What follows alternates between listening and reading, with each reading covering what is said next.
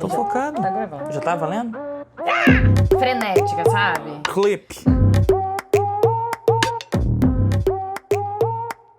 Tem que fazer uma linguagem cada vez mais frenética, só que sempre tem uns bunda mole pau no cu, que são os conservadores de merda, que não compreende que a estética, ela precisa comunicar com o público. Não adianta nada eu ficar lá filmando uma folha caindo por 2 horas e ninguém vai ver aquela Que merda. é lindo, eu acho Sacou? lindo, mas... Eu não acho lindo. Eu acho um saco, entendeu? Se você aí filma uma folha caindo por 2 horas, eu sou contra você, entendeu? É isso aí. Mas não se preocupe, Marco é contra... Não se sinta especial, Marco é contra todo mundo, entendeu? Então eu defendo que a arte deve cumprir uma função social também. Não é só uma masturbação mental. E quando eu digo isso, eu não estou dizendo que você tem que abrir mão de linguagem. Não. Mas eu acho que tem que haver algum fio de comunicação. Porque a arte é linguagem. E se é linguagem, a gente usa a linguagem para quê? Comunicar. Só para esbravejar para parede? Um pensamento que permeia a gente até hoje foi quando a gente começou a montar a Menina Queria Ser Estrela, que a gente estava na faculdade, né, estudando pedagogia e tal, e aí a gente se deparou com o Vygotsky. E o Vygotsky fala da zona proximal, que é essa ideia pro aprendizado, né, que você pega... Das crianças. Das crianças. Que você pega uma coisa que ela já tem e uma coisa que você quer passar que ela não tem. E aí você vai no meio, você faz essa ponte para poder aproximar ela. Eu acho que a gente tenta fazer isso no nosso trabalho até hoje. Quando a gente se depara com um grupo fodão, ou que tá aí há muito tempo trabalhando, e vê a gente, por exemplo, botando um funk na peça, às vezes eles ficam, por que você está fazendo isso? A gente, nessa tentativa de buscar essa zona proximal, entre trazer o público para as questões que a gente está querendo comunicar. Eu sou a dona Geri. Esse aqui é meu esposo. Esse aí é seu esposo? É sua esposa. Não. Eu, pra mim, o Maurício dizia de tarde de noite, pegava no quarto. O Vygotsky, é evidente que a obra dele é vasta e a gente não compreende exatamente ainda, não dominamos o conceito de zona proximal. Total. Mas a gente percebeu o quê?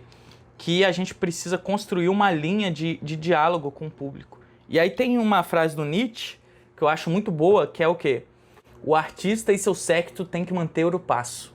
Caso contrário, se o artista se distancia do séquito, que é o público vai cair. Porque o artista está puxando o público, entende? Ele está elevando, ele está construindo a sensibilidade do público. Então, tipo, se eu me desconecto do público totalmente, o público não consegue entender aquilo e ele se afasta daquilo. E aí ele vai consumir coisas mais rasteiras, né? E quando eu digo rasteiras, não só esteticamente, quanto conteúdo também, né? E por que construir uma sociedade melhor?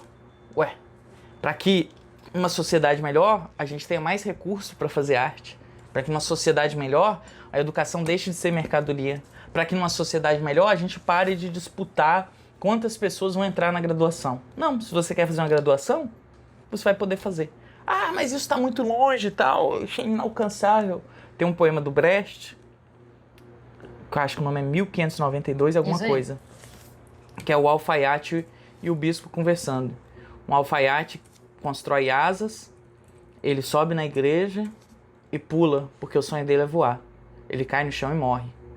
O bispo diz, o alfaiate é muito bobo, nunca um humano vai voar. Hoje em dia, nós voamos. Eu acho que a gente está num momento de totalmente descolamento do público. E uma coisa que eu já ouvi, eu não lembro onde, nem em alguma apresentação de alguma coisa, que foi muito boa, a pessoa fala, nossa, isso nem parece teatro.